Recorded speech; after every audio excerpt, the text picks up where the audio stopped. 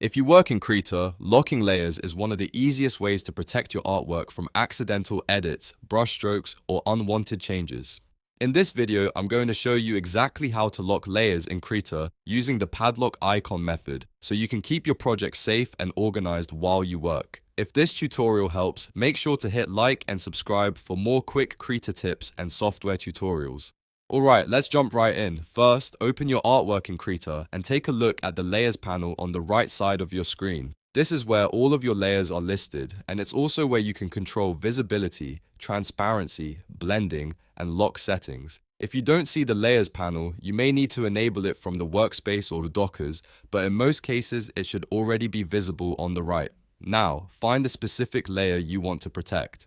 This could be a sketch layer, line art layer, background layer, or any other layer that you do not want to accidentally paint on or move. Once you've located it, look carefully along the right edge of that layer row. You should see a small padlock icon. It may be easy to miss at first, but this icon is the one that controls the layer lock. To lock the layer, simply click the padlock icon once. As soon as you do that, Krita will prevent accidental editing on that layer.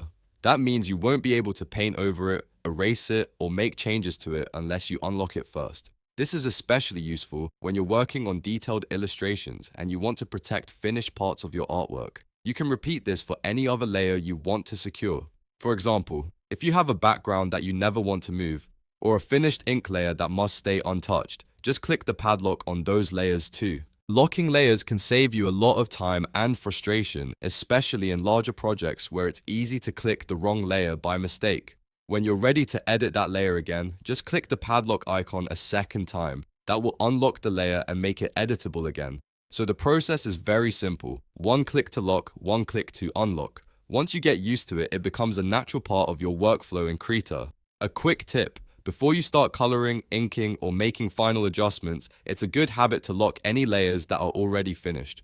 That way, you can focus on the part you're currently working on without worrying about damaging earlier work. It's a small step, but it can make a big difference in keeping your art clean and organized. And that's it. Now you know how to lock layers in Krita using the padlock icon method. If this video helped you out, don't forget to like the video, subscribe to the channel, and turn on notifications so you never miss another helpful Krita tutorial. Thanks for watching, and I'll see you in the next one.